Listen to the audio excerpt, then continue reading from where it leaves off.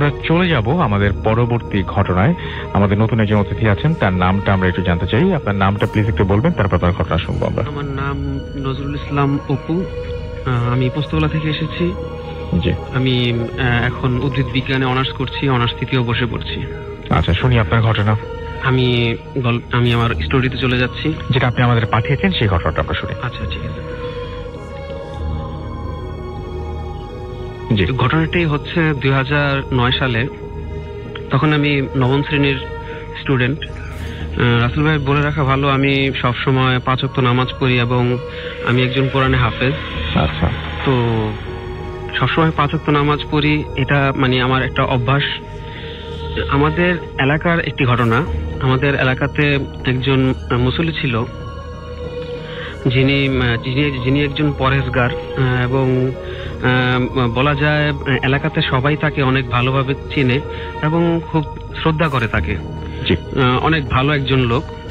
তো রাসেল ভাই, যে ঘটনাটি সেটি হচ্ছে, মানে যে ঘটনাটি বলবো সেই ঘটনাটি ঘটার ঠিক আগে যে ঘটনাটি ঘটেছিল সেটা হচ্ছে আমাদের এলাকার অপোজিটে যে একটি রাস্তা ছিল, রাস্তার অপোজিটে হচ্ছে মসজিদ।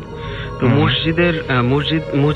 মসজিদে নামাজ পড়তে যেতে হলে ওই রাস্তাটি ক্রস করতে হয়। তো ওই রাস্তাটি ক্রস করতে গিয়ে অন্য এক মুসল্লি ট্রাকের ধাক্কায় মারা যায়। তো তখন থেকে মসজিদের ইমাম সাহেব অনেক মানে মুরব্বীদেরকে বলেছিল যে আপনারা একটু দেখে শুনে রাস্তা পার হবেন। তো আমাদের এলাকাতে যে মুরব্বীটি ছিল, যাকে আর কি আমরা সবসময় শ্রদ্ধা করি, তিনি সবসময় দেখতাম যে ফজরের নামাজের যখন আজান হতো তখন সে বাসা থেকে বের হতো, এবং আমি যখন বাসা থেকে বের হতাম, বাসা থেকে বের হয়ে যখন রাস্তায় আসতাম, তখন আমি আমার এলাকার মোচড় থেকে তাকে দেখতে পেতাম তার বাসার সামনে, এবং তিনি ওই এলাকার একজন স্থানীয় মুরব্বী।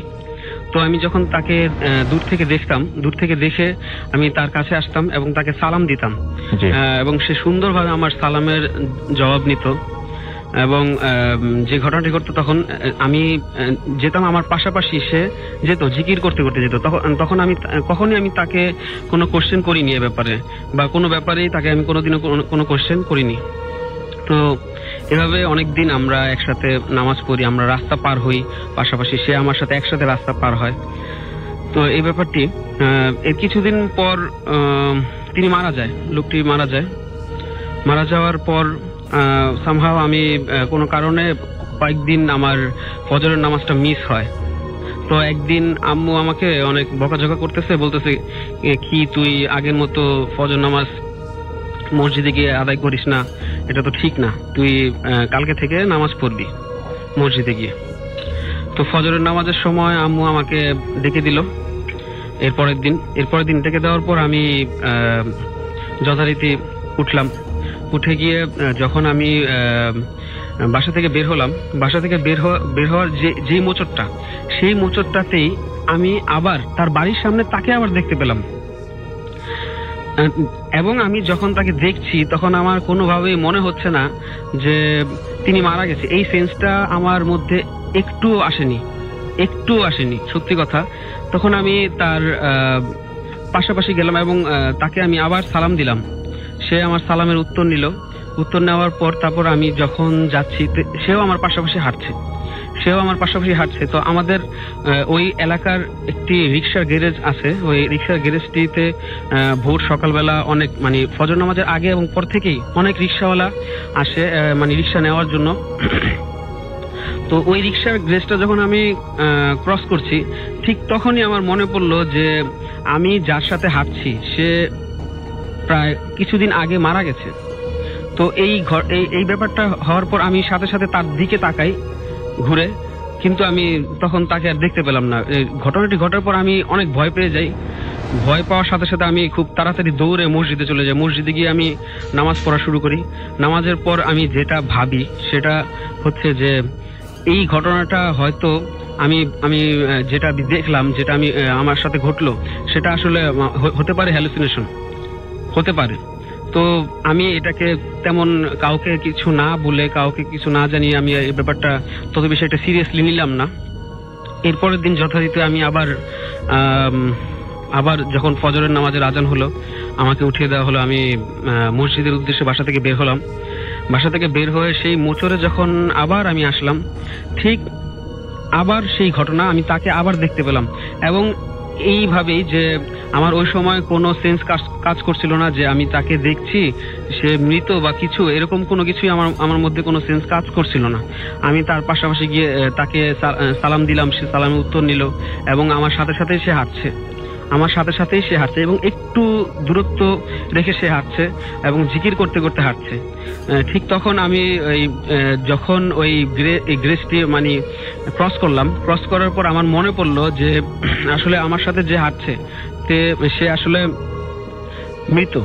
কিন্তু সেই সময়টাতে আমি আর পিছনের দিকে তাকালাম না। তখন আমার একটু ভয় হলো যে যদি আমি পিছনের দিকে তাকাই তাহলে হয়তো কিছু একটা ঘটবে। তো আমি সাথে সাথে হাঁটতে থাকলাম এবং দ্রুত হাঁটতে থাকলাম এবং সেও আমার সাথে হাঁটতে থাকলো। তো হাঁটতে হাঁটতে মসজিদ পর্যন্ত যখন আমরা গেলাম, আমি মসজিদে ঢুকবো তখন আর কি পিছন ঘুরে হয়তো জুতা নেওয়ার জন্য অথবা সামহাও কোনো কারণে আমি পিছনের দিকে ঘুরলাম এবং যেটা দেখলাম সেটা হচ্ছে তিনি আমার দিকে হাত বাড়িয়ে আছে। এই অবস্থাতেই আমি তাকে আস্তে আস্তে ভ্যানিশ হতে দেখলাম। এমন ভাবে আমি এরকম জিনিস কখনো কল্পনা করিনি যে এরকমটা হয় কিনা, যে মানুষ চোখের সামনে ভ্যানিশ হয়ে যায় কিনা। তো দেখলাম যে একদম ভ্যানিশ হয়ে গেল এবং আমি তখনও ভয় পেলাম, কিন্তু এতটুকু সাহস ছিল যে এটা হচ্ছে মসজিদ, আমার কোনো ক্ষতি হবে না ইনশাল্লাহ। তো এটা ভেবে আমি মসজিদে চলে গেলাম। মসজিদে গিয়ে নামাজ আদায় করলাম। নামাজের পর আমি তখন ওই মসজিদের হুজুরকে ব্যাপারটি আমি বললাম যে এরকম একটা ঘটনা।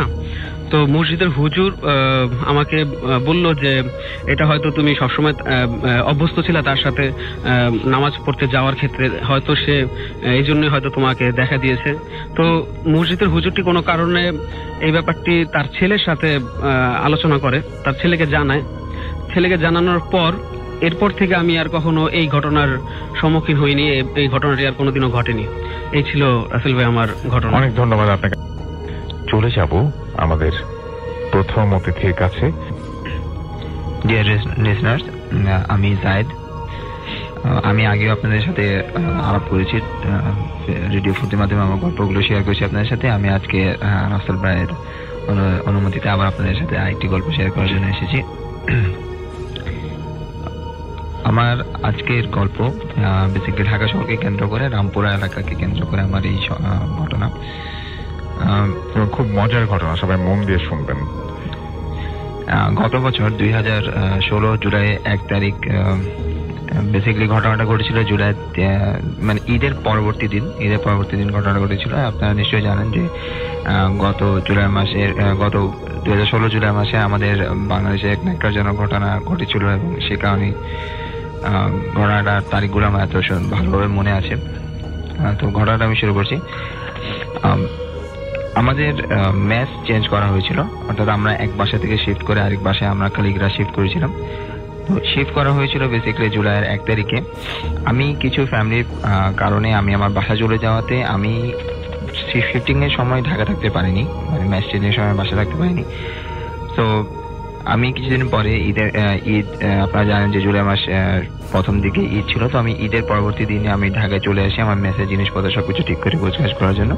তো আমি আসার আগে আমার এখানে এক কালিগ ছিল শুধু, বাকি সবাই ঢাকায় চলে গিয়ে সবাই ঢাকার বাইরে ছিল। তো আমি ওই কালিগকে জানিয়েছিলাম যে আমি আসছি এবং আমি রাত্রে গাড়িতে উঠলে পরবর্তী দিন সকালবেলা আমি ঢাকায় থাকবো ইনশাল্লাহ, আপনি আমাকে সেখান থেকে রিসিভ করে নিয়ে নতুন বাসায় আমরা চলে যাব। তো আমি ওনাকে প্রথমে জানিয়েছিলাম যে আমি রাত্রে গাড়িতে উঠছি, কিন্তু কোনো কারণ বশত আমি সেদিন রাত্রে গাড়িতে উঠতে পারিনি। পরবর্তী সকালে আমি গাড়িতে উঠলাম এবং অ্যারাউন্ড 11:30-12টার মধ্যে আমি ঢাকা শহরে ছিলাম। তো আমি ওনাকে ঢাকা শহরে পৌঁছার পরে বেশ কয়েকবার, পৌঁছার আগেও এবং পৌঁছানোর পরে আমি বেশ অনেকবার ওনাকে ট্রাই করেছি, ওনার নাম্বারে ফোন দিয়েছি এবং কিন্তু আমি ওনাকে একবারও ফোনে পাইনি। তো আমি এসে ওনার জন্য অপেক্ষা করছিলাম যেখানে আমাকে অপেক্ষা করতে বলা হয়েছিল, এবং আমি আশাছিলাম যে উনি আমাকে না পেয়ে থাকলে সকালবেলা যদি উনি এসে আমাকে না পেয়ে থাকেন তাহলে উনি আমাকে অবশ্যই ফোন করবেন, ভাই আপনি কোথায় আছেন বা কিছু। কিন্তু আমি কোনো ধরনের ওনার কাছ থেকে রিপ্লাই পাইনি। আমি ওখানে অপেক্ষা কিছুক্ষণ থাকার পরে আমি আমার অন্যান্য কালিগদেরকে ফোন করা শুরু করলাম, ভাই বাসার অ্যাড্রেস বলে দেন, আমি কোথায় যাব, কিভাবে যাব, এক্সেট্রা এক্সেট্রা। তো ওনারা জানালেন ঠিক আছে ভাই আপনি অমুক জায়গায় রামপুরা এই বাসায় এই বিল্ডিং এততলা আপনি যান, আপনি ওখানে আমাদের নতুন মেস হচ্ছে ওইটা। আমি সেই হিসাবে ওখানে পৌঁছালাম। আমি পৌঁছানোর পরে আমাদের মেস ছিল 5 তলায়। তো আমি 5 তলায় যখন উঠলাম তখন আমার যে কলিগ আমাকে রিসিভ করার কথা ছিল তখন দেখছি যে উনি দরজার তালা বন্ধ করছেন। তো আমি ওনাকে দেখে বললাম যে ভাই আপনি আমাকে রিসিভ করতে আসার কথা, আপনি আমাকে রিসিভ করতে আসেননি কেন? তো উনি আমাকে কোনো রিপ্লাই দেননি সেই মুহূর্তে। আমি ওনাকে বললাম আপনি কোনো কাজে বেরিয়েছেন? উনি বললো এতটুকু বলে উনি আমাকে চাবি দিয়ে উনি বের হয়ে গেলেন। আমি ওনাকে বললাম যে ভাই আপনি আসার সময়। তো আমি বললাম আমি কোথা থেকে আসলাম, মানে কি আমি জাস্ট এমনি ফান করে হেসে কথাটাকে উড়িয়ে দিল। তো উনি ভাবলো যে উনি সকালবেলা যখন আমাকে নিচে নামছে তখন উনি দারোয়ানকে চাবি দিয়ে গেছে একটা, যাতে আমি আসলে চাবিটা আমি পেয়ে যাই। ঘটনাটা তখন ঘটলো যখন আমি ওনাকে জিজ্ঞেস করলাম যে ভাই আমার জন্য আপনি কোনো খাবার নিয়ে এসেছেন কিনা। তখন উনি বলে যে ভাই আপনার জন্য আমি খাবার কেন আসবো, আপনি যে এসেছেন সেটাই তো আমি জানি না। আমি বললাম ভাই আপনি কি বলছেন, সকালবেলায় তো আপনি আমাকে দরজা খুলে দিয়ে গেলেন, আপনি কিভাবে বুঝলেন যে আমি বাসায় কিভাবে ঢুকলাম? উনি বলে যে না আমি তো নিজে দারোয়ানের কাছে চাবি নিয়ে রেখে গেছি, আপনি হয়তো চাবি নিয়ে আসছেন, আমি এটা ভাবছি। বলছি না ভাই আমি তো কোনো চাবি নিয়ে আসিনি, আমি তো উপরে এসে দেখি যে আপনি দরজা বন্ধ করতেছেন। আমি আপনাকে বললাম যে ভাই আমাকে চাবি দিয়ে যান, আমি থাকি, আপনি আমার জন্য খাবার নিয়ে আসেন। তো উনি কিছুটা অবাক হলো এবং মোটামুটি একটা লেভেলে বলে যে উনি আমার কথায় বিশ্বাস করেনি, হয়তো উনি ভাবছে আমি ওনার সাথে ফান করছি। পরবর্তীতে আমরা রাত্রে খাবার যখন নিচে নামছিলাম তখন আমি 2 তলায় দাঁড়াইছিলাম। আমি ওনাকে বললাম যে কাজ করেন, আপনি দারোয়ানের কাছে যান, আপনি দারোয়ানের কাছে গিয়ে জিজ্ঞেস করেন যে আপনার যে গেস্ট আসার কথা ছিল অর্থাৎ আমি, সে এসেছে কিনা এবং যে আপনি যে চাবির কবিটা তাকে দিয়েছিলেন সেই চাবিটা ওনার কাছে আছে কিনা। তো উনি নিচে নেমে আসে, আমি সেই আড়ালে দাঁড়ায় কথা শুনতেছি ওনাদের। তো দারোয়ানকে উনি জিজ্ঞেস করলো যে আমার একটা গেস্ট আসার কথা ছিল, উনি কি এসেছেন? তখন দারোয়ান বলেছে না স্যার আপনার তো কোনো গেস্ট আসেননি, কোনো গেস্ট আসেনি। তো উনি বলে ঠিক আছে তুমি চাবি নিয়ে আসো। তো ও রুমে গেল, রুমে গিয়ে অনেকক্ষণ খোঁজাখুঁজি করে বলে স্যার আমি চাবি কোথায় রাখছি, আমি এখন খুঁজে পাচ্ছি না। তো উনি বলে আচ্ছা ঠিক আছে সমস্যা নেই, পরে চাবি নিয়ে নিব। তো এই ঘটনাতে উনি আসলে বুঝতে পারছে যে এখানে কিছুটা ঘটে গেছে। আমিও মোটামুটি, কারণ আমি মোটামুটি এই ধরনের ঘটনা একটু অভ্যস্ত, তাই আমি বুঝতে পারছি যে কিছুটা বড় কিছু ঘটেছে এখানে। তো আমি আর উনি খেতে বসলাম টেবিলে। তো কিছুক্ষণ উনি চুপচাপ থাকার পর উনি নিজেই বললো যে ভাই এমনও হতে পারে যে দারোয়ান ছিল না, আপনি হয়তো চুপি ওর রুম থেকে চাবি নিয়ে দরজা খুলে আপনি ঢুকে গেছেন, এই কথাটা বলে আপনি আমাকে ভয় দেখাচ্ছেন। আমার বেসিক্যালি ইচ্ছা ছিল যে কথাটা যাতে এভাবেই শেষ হয়ে যাক, কারণ আমি অভ্যস্ত এই ঘটনাগুলোর সাথে, কিন্তু উনি অভ্যস্ত না। আমিও আশাই ছিলাম যে ঘটনাটা এভাবেই শেষ হয়ে যাবে, কিন্তু ঘটনাটা বেসিক্যালি এভাবে শেষ হয়নি। আমরা যখন রুমে ফিরে আসার পরে আমরা বেশ কিছুক্ষণ কাজ করলাম, অ্যারাউন্ড 12টা পর্যন্ত। এর মাঝখানে আমি প্রায় লক্ষ্য করলাম যে উনি এখনো অস্বস্তিতে ভুগতেছে, উনি আমাকে ঠিক মতো জবাব দিচ্ছে না, চুপ করে আছে, কাজের প্রতি মনোযোগ নেই। এবং উনি বললো যে ভাই ঠিক আছে এক কাজ করি, শরীরও খুব একটা ভালো লাগতেছে না, চলেন আমরা ঘুমিয়ে পড়ি। আমরা ঘুমাতে চলে গেলাম। রাত 2টায় তখন আমরা প্রথম কুকুরের আওয়াজ শুনতে পাই। তা আমরা ভাবলাম নিচে হয়তো অনেক জায়গা খালি আছে, রামপুরা এলাকা, অনেক জায়গা খালি, কুকুর ঘোরাফেরা করতেই পারে। কিন্তু এই আওয়াজটা ধীরে ধীরে এতটাই বিকট হতে শুরু করলো রাসেল ভাই, মানে এক পর্যায়ে মনে হচ্ছিল যে এটা আমাদের আশেপাশে কোথায় আওয়াজটা হচ্ছে। আচ্ছা, কিছুক্ষণ পরে আমরা লক্ষ্য করলাম যে আওয়াজটা মনে হচ্ছে যে একদম আমাদের রুমের মধ্যে কুকুর ঘেউ ঘেউ করলে যেভাবে একবার আমার পাশেই কুকুর ঘেউ ঘেউ করতেছে, 2টা কুকুর এই বোঝাই যাচ্ছে। তো কিছুক্ষণ পরে আমরা লক্ষ্য করলাম যে আমাদের বারান্দায়, 5 তলায় বারান্দায় রাসেল ভাই কুকুর 2টা পাচারি করছে, এইটা হচ্ছে এবং ঘেউ ঘেউ করছে। এইটা হচ্ছে এতটা কুকুরগুলো এত উঁচু যে আমরা আমরা ফ্লোরে ঘুমাচ্ছি এবং আয়নার ওই পারে, মানে জানলার ওই পারে, মানে বারান্দায় যে জানলা আছে ওই পারে আমরা কুকুরকে মুভ করতে দেখতে পাচ্ছি, মানে ব্ল্যাক কালার শ্যাডোটা মুভ করতেছে এই পাশ থেকে ওই পাশ, এবং বিকট আওয়াজ। আমরা আমাদের সাধ্যমতো দোয়া, আমাদের সাধ্যমতো যত আছে ওজিফা আছে আমরা করা শুরু করলাম। এর মধ্যে কুকুরগুলো বলবো না, আসলে তার মধ্যে একটা কুকুর ছিল, সেই কুকুরটা 2 পা জানলার উপর তুলে দিয়ে জানলাতে বাড়ি মারছে, এবং এতটা জোরে বাড়ি মারছে যে মানে মুভ করছে, জানলাটা প্রকম্পিত হচ্ছে। এরকম করতে করতে প্রায় ফজরের আজানের সময় হয়ে যাচ্ছে, ফজরের আজানের ওয়াক্ত শুরু হয়ে গেছে। তা তখন আমরা মোটামুটি আওয়াজ কমতে শুরু করছি এবং মোটামুটি আওয়াজ বন্ধ হয়ে গেছে, একেবারে বন্ধ, কোনো আওয়াজ পাচ্ছি না। তা আমরা দুজনে উঠলাম, উঠে অজু করলাম, অজু করে নামাজ আদায় করলাম। নামাজ আদায় করার পরে কিছুটা ফর্সা যখন হচ্ছিল তখন আমরা দরজা খুলে মানে বারান্দার দরজা খুলে ভিতরে গেলাম। তো বারান্দায় গিয়ে আমরা যেটা দেখলাম রাসেল ভাই, সেটা হচ্ছে যে ওখানে অনেকগুলো গ্লাসের চিকন চিকন শিট রাখা ছিল, যেটা বেসিক্যালি টাইলসের মাঝখানে দেওয়া হয় বর্ডারিং করার জন্য। ওই প্রত্যেকটা গ্লাস প্রায় 50টার উপরে গ্লাস ছিল, প্রত্যেকটা গ্লাস ভাঙা, একদম টুকরা টুকরা। আচ্ছা, এতটুকুতে মানে এটাতে বোঝা মানে একটা জিনিস ছিল যে ওখানে কুকুরগুলো মুভ করছিল এবং এটার কারণে এগুলো ভেঙেছে। তো আমরা সেদিন তৎক্ষণাৎ যা কাপড় চোপড় ছিল হাতে করে নিয়ে আমরা রুম থেকে বের হয়ে আসছি। তো আর তো প্রশ্নই ওঠে না সেখানে থাকার, এবং ওনারও শরীর এরপর খুব বেশি খারাপ হয়ে যায়। উনিও সন্ধ্যা হয়তো প্রায় জ্বর চলে আসে না। সেদিন আমরা বাইরে ছিলাম, 2 দিন আমরা বাইরে ছিলাম, কারণ ঢাকায় ঈদের ছুটিতে তখন কেউ ফিরে আসেনি, আমাদের বাসায় ব্যাগ করাও সম্ভব ছিল না। 3-4 দিন পরে যখন আমরা কালিকদের সাথে সবকিছু বলার পরে ওনারা আসছে, আমরা 1 রাত শুধু ওই বাসায় আবার ছিলাম, কিন্তু সেদিন কোনো ঘটনাই ঘটেনি, কোনো সাউন্ড কোনো কিছুই না। এবং 3-4 দিনের মাথায়, অর্থাৎ সর্বোচ্চ 10 দিন আমরা ওই বাসা রেখেছিলাম, 3 দিনের মাথায় বাসাটা ছেড়ে চলে আসে। সেটাই হচ্ছে ঘটনা। এবং আমি সবচেয়ে অবাক হয়েছে যে এই যে কুকুরটা, এই কুকুরটা অনেক বড় সাইজের ছিল, এবং আপনারা যে কুকুরটার ডাক শুনতেছিলেন সেই কুকুরটার ডাক শুনতে শুনতে আস্তে আস্তে কুকুরটা একটা সময় বুঝতে পারলেন আপনাদের খুব কাছাকাছি আছে এবং আপনার বারান্দায়, এবং সেটা 5 তলা বাসা ছিল। সুতরাং কোনোভাবেই এই বারান্দায় আসার কোনো পসিবিলিটি নাই। এবং রাসেল ভাই বারান্দায় আওয়াজটা শুরু হতো, এবং বারান্দায় যদি আওয়াজটা শেষ হতো তাহলে মোটামুটি মানে বারান্দার ঘটনাটা বুঝতে, কিন্তু আওয়াজটা দূর থেকে শুরু হয়ে এসে কাছে আসছে, আবার এভাবে দূরে মিলিয়ে তার মানে দূর থেকে জিনিসটা আপনাদের বাসায় এসছে, এবং কিভাবে এসছে এরকম মানে আমরাও জানি না, বাট ব্যাপারটা হচ্ছে সামহাও এটা আপনার মানে আপনার কাছে এসছে। তো এই জিনিসটা খুব অদ্ভুত লেগেছে আমার কাছে, এবং এটাকে মানে আমি জানি না যে আপনি কিভাবে সেই বাসায় ঢুকেছিলেন, এটা একটা রহস্যের ব্যাপার প্রথমত।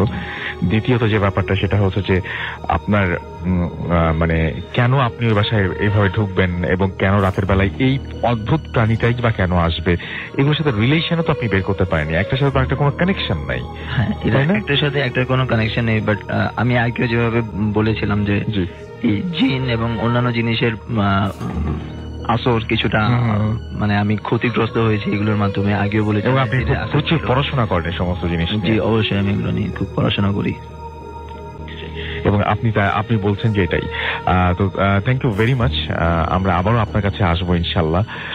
তার আগে আমরা একটু কিছু SMS পড়ে ফেলতে চাই, এবং আপনাদের সাথে আমরা যে বিষয়গুলো নিয়ে আলোচনা করতে চাই সেই আলোচনা তো আমরা তারপরে যাব। তো আমাদের সঙ্গেই থাকতে হবে, এবং দারুণ দারুণ সব ঘটনা রয়েছে। আমি বলেছি যে আজকের এপিসোডটি হতে পারে হয়তো আজকের episode one of the best episode. So আমার এবারে আমার এখন যে ঘটনাটা বলতে যাচ্ছি সেটা মহাসড়ক রিলেটেড। আমরা অফিসের কিছু কালিগ একটা বাসে করে, মিনি বাসে করে, 24 জনের একটা মিনি বাসে করে আমরা ভারতের দিকে যাচ্ছিলাম, বেনাপোল বর্ডার ক্রস করে কলকাতা যাওয়ার জন্য। তো আমরা এখানে রাত্রেবেলা একটু লেট নাইট আমরা রওনা দিয়েছিলাম, কারণ যেহেতু আমরা সকালবেলা ওখানে পৌঁছালে বর্ডার ক্রস করতে পারি, আমাদের বেশি সময় যাতে নষ্ট হয়। তো আমরা এখান থেকে রওনা দেওয়ার পরে আমরা অ্যারাউন্ড 3:30 পরে পদ্মা ক্রস করেছিলাম, ফেরি ক্রস করেছিলাম। ফেরি ক্রস করে কিছুক্ষণ পরেই মানে জাস্ট 5-10 মিনিটস আমরা হার্ডলি ড্রাইভ করেছিলাম। তারপর আমরা আমাদের বাসের পিছে থেকে একটা অ্যাম্বুলেন্স প্রচন্ড জোরে হর্ন দিয়ে যাচ্ছে। তো আমাদের যে সুপারভাইজার ছিল সে আমাদের ড্রাইভারকে বলছে যে ভাই আপনি গাড়িটাকে সাইড দিয়ে দেন, ও দেখেন না কত বারবার ইয়ে করছে, হর্ন দিচ্ছে। তো অ্যাজ ইউজুয়াল ড্রাইভার মানুষ, সে অ্যারোগেন্স, না আমি কেন তাকে সাইড দিব। তো আমাদের সুপারভাইজার একবার পিছে ঘুরে দেখলো যে এটা একটা অ্যাম্বুলেন্স। তো সে বলে যে ভাই অ্যাম্বুলেন্স সাইড দিয়ে দেন, রোগী মানুষও থাকতে পারে। তো উনি সাইড দিয়ে দিল, আমার ড্রাইভার সাইড দিয়ে দিল। তো গাড়িটা আমাদেরকে ক্রস করে সামনে চলে গেল। বলে রাখছি যে আমি ফ্রন্ট সিটে ছিলাম এবং আমার সাথে আমার খুব ক্লোজ একজন কালিগ ছিল। আমরা দুজনেই জেগেছিলাম, গল্প করছিলাম। আমরা দেখছিলাম যে আমাদের সামনে অ্যাম্বুলেন্স চলে এসেছে, এবং বাসের আলোতে আমরা স্পষ্ট অ্যাম্বুলেন্সকে দেখতে পাচ্ছি। অ্যাম্বুলেন্সের গায়ে লেখা অ্যাম্বুলেন্স, লাশবাহী গাড়ি, দুটোটাই আমরা খুব সুন্দর করে লক্ষ্য করছি, নাম্বার দেওয়া সবকিছু। কিছুক্ষণ পরে একেবারে চোখের সামনে থেকে রাসেল ভাই গাড়িটা একদম ভ্যানিশ, নাই, এবার কিছু নাই যাতে ওখানে, মুহূর্তের মধ্যে। এটা দেখার পর সুপারভাইজার একটু শকড, মোস্ট প্রবাবলি সুপারভাইজার নতুন ছিল। সে ড্রাইভার বলছে ভাই এটা কি হলো। তাহলে এগুলো হয় রাস্তাঘাটে, এগুলো হয়, এগুলোর দিকে এত নজর দিতে নেই, চুপচাপ থাক, শান্ত থাক। তো এটার পর থেকে দেখলাম যে সুপারভাইজার নিজে একটু মানে কেমন গুটিয়ে গেল, ইঞ্জিনের উপর বসে বললো। কিছুক্ষণ যাওয়ার পরে আমরা দেখলাম যে ওই অ্যাম্বুলেন্সে রাসেল ভাই রাস্তার এক পাশে উল্টে পড়ে আছে এবং একজন ওয়ার্ড বয় সে হাত দিয়ে আমাদের বাসকে থামানোর চেষ্টা করছে যে আমাদের অ্যাক্সিডেন্ট হয়েছে, আমাদের হেল্পের দরকার। তো আমাদের ড্রাইভার কি করলো, ক্রস করে খুব দ্রুত ক্রস করে চলে গেছে ওই অ্যাম্বুলেন্সকে। তো এটা দেখে সুপারভাইজার আবার একটু রেগে গেল। সুপারভাইজার রেগে বললো, আরে আপনি দেখছেন ভাই অ্যাম্বুলেন্স অ্যাক্সিডেন্ট হয়েছে, আপনি গাড়ি থামাবেন, এটা কোনো কথা হলো? মানবতা বলে কিছু আছে? তো ড্রাইভার বারবার ওনাকে এটা বোঝাচ্ছে যে ভাই এগুলো নিয়ে তুই মাথায় ঘামাইস না, তুই তো দেখছিস কি হয়েছে, কিন্তু তারপর ওর এটা মাথায় ঢুকতেছে না। তো যেহেতু এই আলাপ এতটুকু চলছে, তো গাড়িটা বেশ অনেকটুকু সামনে চলে গেছে, আমাদের গাড়ি বেশ ফাস্ট ছিল। তো কিছুক্ষণ পরে যখন এই চিল্লাচিল্লি সুপারভাইজার এবং ড্রাইভারের আওয়াজ শুনে কয়েকজন স্যার, আমাদের সিনিয়র স্যার ছিলেন, ওনারা জেগে উঠছে। তারা জিজ্ঞেস করলেন যে ভাই কি সমস্যা? তো এরকম স্যার আমাদের একটা অ্যাম্বুলেন্স পিছিয়ে দেখলাম অ্যাক্সিডেন্ট হয়েছে, উনি থামাচ্ছে না। তো স্যাররা বলেন যে না, এটা তো কোনো না, তুমি গাড়ি ব্যাক করো। তো আমরা গাড়ি ব্যাক করে আবার ফিরে আসলাম এবং ওই স্পটে এসে দেখি রাসেল ভাই দেয়ার ইজ নাথিং, কোনো কিছুই নেই। একটা গাড়ি অ্যাক্সিডেন্ট করলে, পড়ে গেলে একটা লরি সেটাকে নিয়ে যাবে, যতটুকু সময় প্রয়োজন তাও যায়নি। এখানে কোনো চিহ্ন নেই যে একটা গাড়ি পড়ে গেছে, কেউ আহত হয়েছে, কোনো গাড়ি গাছে ধাক্কা খেয়েছে, রোডে ধাক্কা খেয়েছে, কোনো কিছুর কোনো চিহ্ন নেই, কমপ্লিটলি ভ্যানিশড। তো এটার পরে আমাদের যে সুপারভাইজার ছিল যথেষ্ট হয়েছে এবং ক্যালকাটা যাওয়ার পরে সে অসুস্থ ছিল এবং সে এতটাই অসুস্থ ছিল যে অলমোস্ট সে 6 মাসের মতো অসুস্থ ছিল এবং তার হাফ বডি প্যারালাইজড হয়ে গেছে। ও মাই গড। এবং সে ক্যালকাটায় ট্রিটমেন্টে ছিল, এখন কিছুদিন আগে সে ট্রিটমেন্ট শেষ করে দেশে ব্যাক করেছে। Thank you very much. তো যাই হোক, আমরা চলে যাব আমাদের পরবর্তী ঘটনায়, আমাদের পরবর্তী অতিথির কাছে। আপনার নামটা প্লিজ একটু বলবেন, তারপর আপনার ঘটনায় যাব আমরা। Next second. জি শ্রোতা বন্ধুরা, আমি সঞ্জয় বলছি। আমি এসেছি যাত্রাবাড়ি থেকে এবং আমি বিশেষ একটি প্রতিষ্ঠানে, আমি একটি সরকারি জব চাকরি করি এবং আমি একটি বাংলাদেশের বিশেষ পরিচিত প্রতিষ্ঠানে চাকরি করছি। তো আমি সঙ্গত কারণে প্রতিষ্ঠানের নামটি বলতে চাচ্ছি, তবে আমি আমার আরো একটি বিশেষ পরিচয় হচ্ছে যে নতুন বাজারে ভাটারাতে একটা সঙ্গীত শিক্ষা দিয়ে সঙ্গীতায়ন নামে আমরা ঘটনায় যাব। প্লিজ ঘটনায় যাব আমরা। প্রথমত আমি যে ঘটনাটা বলতে চাচ্ছি, অনেক দিন আগে, আজ থেকে প্রায় 70-80 বছর আগের কথা। তো তখন আমি 97-98 দিকে গ্রামের বাড়ি যাই আমার দাদুর কাছে। দুটো গল্প শোনা, এর মধ্যে আমি প্রথম গল্পটা শেয়ার করছি। আজ থেকে অনেক আগে, যখন আমাদের পার্শ্ববর্তী দেশ ভারতে বাংলাদেশ থেকে অনেক লোক চলে যেতেন, সেখানে যাওয়ার পরে ভারত সরকার অনেককেই কাউকে থাকার জন্য জমি কিংবা কৃষিকাজ করার জন্য গরু, তারপর ঘর তোলার জন্য টিন, নানা বিষয় দিয়ে তাদেরকে ওখানে বসবাস করার মতো সুবিধা করে দিতেন। তো সেই ক্ষেত্রে আমার পরিচিত যে ব্যক্তির কাছে আমি ঘটনাটা শুনেছি, যে আমার দাদুর কাছে থেকে ওটা কালেক্ট করা, তো সেখান থেকে ওনারা গ্রামের মানুষ বলে তারা প্রচন্ড সাহসী ছিলেন এবং সবসময় ম্যাক্সিমাম সময় দেখা তাদের মধ্যে বিভিন্ন ধরনের ভৌতিক ঘটনাগুলো ঘটতো। যেমন রাতের বেলা কখনো তারা ঘুমানোর পরে শুনতে পেত যে দরজার সামনে দিয়ে কেউ এসে নক করছে। আবার কখনো যখন নাকি মাটির চুলোতে তারা রান্না করতো, তো পেছন দিয়ে অনেক সময় কেউ একজনকে এসে ডাক দিত, কিংবা মহিলা যিনি রান্না করতেন তার শাড়ির আঁচল ধরে টান দিত। তার রান্নার যখন মাছ রান্না হতো, মাছ ভাজা রেখে দিয়ে চলে যেত, এমন সময় দেখা যেত যে মাছ পাওয়া যাচ্ছে না। তো এই ধরনের নানা ধরনের অলৌকিক ঘটনা ঘটতো, যেগুলা তারা প্রত্যহগুলো তারা ফেস করতো এবং গ্রামের মানুষ বলে খুব সাহসী থাকার কারণে সেটা নিয়ে তারা ততটা বিব্রত হতো না। তো সেই ক্ষেত্রে সবচেয়ে বড় ঘটনা যেটা, যে যারা এমনিতে সনাতন ধর্মাবলম্বী তারা একটা বিশেষ বিষয় সম্পর্কে জানেন, যে ধর্মীয় বিভিন্ন অনুষ্ঠানকে সনাতন ধর্মাবলম্বীদের সেই শব্দে বলা হয় হরিসভা। সেই হরিসভা শেষ করে আসার পর ম্যাক্সিমাম সময় অনেক রাত হতো। তো সেই ঘরের কর্তা যখন বিভিন্ন সময় বিভিন্ন জায়গা থেকে হরিসভা শেষ করে রাস্তা দিয়ে আসতেন, অনেক শ্মশানের সামনে দিয়ে, অনেক পুকুরের সামনে দিয়ে, অনেক বাঁশ ঝাড়ের সামনে দিয়েও সে আসতেন। তো সেই সময়গুলোতে রাতের বেলা অনেক ভৌতিক কার্যক্রমের সম্মুখীন হতেন। তো একদিন তার মাথার মধ্যে একটি বুদ্ধি ঢুকলো যে আমি একটা খারাপ রাস্তা আছে, সে রাস্তার সামনে দিয়ে সে যাবে। তো ভাবলো যে আমি এদিক দিয়ে যাব, আমি অন্য রাস্তা দিয়ে যাব না, যদিও অন্য রাস্তা দিয়ে গেলে একটু সময় বেশি লাগবে। তো একদিন উনি যখন বাঁশ ঝাড়ের নিচে দিয়ে আসছিলেন, সেই মুহূর্তে একটা বাঁশ নিচু হয়ে যায়। তো নিচু হয়ে যাওয়ার পরে সে বাঁশটাকে এড়িয়ে যে চলে যাবে, সেই বাধাটা আসছিল বারবার, যে বাঁশের সামনে যখন উনি যায় বাঁশটা উঁচু হয়ে যায় কিংবা নিচু হয়ে যায়, ওনাকে যাওয়ার জন্য রাস্তা দিচ্ছিল না। তো এমন পরিস্থিতিতেও সে খুব সাহস দেখে বাঁশের সামনে দিয়ে সে চলে আসে। কিংবা অনেক সময় দেখা যায় যে পুকুর পাড়ের সামনে দিয়ে আসার সময়, পুকুর পাড়ে একদিন উনি দেখতে পান যে পুকুরের সামনে বসে, পাড়ের সামনে বসে একজন লোক তার নিজের পেট থেকে নাড়ি ভুড়ি বের করে নিজেই ধুচ্ছে। এগুলো সে দেখে ততটা ভয়ে ভীত সন্ত্রস্ত হতো না। তো এমন বিষয়াদি দেখতে দেখতে এক সময় অনেকদিন পর উনি রাস্তা দিয়ে, এমন হরিসভা শেষ করে রাস্তা দিয়ে আসার সময় একদিন দেখতেছে যে ওনার সামনে দিয়ে অনেক বড় একটা খাসি। সেটা দেখে উনি বুঝতে পারছে যে এই খাসির আকৃতিটা এতটাই বিকট আকৃতির, যা স্বাভাবিক কোনো বিষয় নয়। তো সেটা শোনার পর উনি এই খাসিটার সামনে গিয়ে দাঁড়ান এবং খাসিটা তার দিকে ঘুরে যখন তাকান, তো উনি তার পায়ের স্যান্ডেল দিয়ে খাসিটার গায়েটা বাড়ি দেন। এরপরে খাসিটা দৌড় দিয়ে পালিয়ে যায়, কিন্তু খাসিটা এতটাই বেশি রাগান্বিত হয়ে যায়, তো ওনার উপর খুব ক্ষিপ্ত হয়ে যান। সময় পেলেই তাকে ক্ষতি করবে, এই ধরনের বিষয় একটা ঘটে। তো এক সময় আমরা বাইরে যে ঘটনাটা শুনলাম, আমরা সেই ঘটনাটি শুনি প্লিজ। সেটাই, হ্যাঁ, আমি আপনাকে তখন সংক্ষেপে শুনি আমরা। আচ্ছা, তারপর উনি এক সময় এই খাসিটার গায়ে যখন উনি স্যান্ডেল দিয়ে বাড়ি মারেন, বাড়ি দেওয়ার পর সে অসুস্থ হয়ে পড়েন, ধীরে ধীরে এতটাই অসুস্থ হয়ে পড়েন, এবং সেই বাসাতে তার প্রতিবেশীরাও খুব দূরে দূরে থাকতেন। সেই প্রতিবেশীগুলাও যে সচরাচর তার বাসায় এসে তাকে সাহায্য করবে, সেই সুযোগটাও হতো না। তো যখন নাকি একদিন রাতে কর্তাটা খুব বেশি অসুস্থ হয়ে পড়েন, অসুস্থ হয়ে রাতের বেলায় মারা যান। মারা যাওয়ার পর তার দুটো ছোট ছোট সন্তান ছিলেন। মারা যাওয়ার পর রাতের বেলায় ওনার ওয়াইফ কান্নাকাটি করতেছে।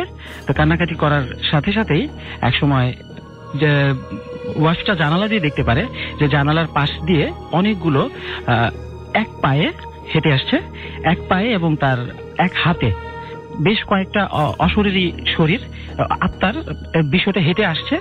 তো তাদের ঘরের ভেতর দিয়ে ঢুকবে, এই ধরনের উপক্রম দেখে ওয়াইফটা তার দুটো সন্তানকে নিয়ে গোয়াল ঘরে ঢুকে যায়।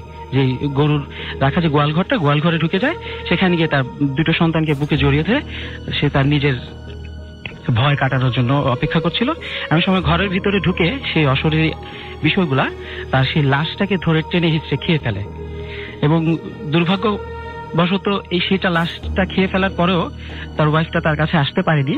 এই বিষয়টা দেখে সে প্রচন্ড কান্নাকাটি করে, এবং যখন সেই ভৌতিক আত্মাগুলো ঘর থেকে বেরিয়ে যাচ্ছিল, তখন গোয়াল ঘরের দিকে তাকিয়ে তার দিকে তাকানো হয়, কিন্তু তাকে আর তেমন এফেক্ট করেনি। কিন্তু পরদিন মহিলাটা কান্নাকাটি করে সেই লাশটাকে আর প্রতিবেশীকে জানাতেও পারেনি। কান্নাকাটি করে মহিলাটা বাংলাদেশে চলে আসে, কিন্তু পরবর্তীতে জানা যায় যে ওই অশরীরী আত্মাগুলো নাকি ছিল সেই ভারতের পাশ দিয়ে রেল লাইন দিয়ে যাওয়া, বিভিন্ন সুইসাইড করা বা এমনিতে অ্যাক্সিডেন্টলি মৃত্যুবরণ করা মানুষের আত্মার অশরীরী বৈশিষ্ট্যের ভৌতিক বিষয়গুলো। এই ছিল আমার ঘটনা প্রথমটা। ভিডিওটা কেমন লাগলো কমেন্টে অবশ্যই জানিয়ে দিও, এবং আমি সামনে কোন এপিসোডগুলো এবং কোন স্টোরি নিয়ে কাজ করতে পারি এবং তোমাদের সামনে উপস্থাপন করতে পারি অবশ্যই জানিয়ে দিও। আমি ছোটখাটো একটা মানুষ, ভুলভ্রান্তি হতেই পারে, তাই ভুলভ্রান্তি যদি তোমরা আমাকে ধরিয়ে দাও, আমি চেষ্টা করব সেই অনুযায়ী কাজ করার জন্য। ভালো থেকো সবাই, এবং গোলাম ফ্যাক্টসের সাথেই থেকো। আসসালামু আলাইকুম।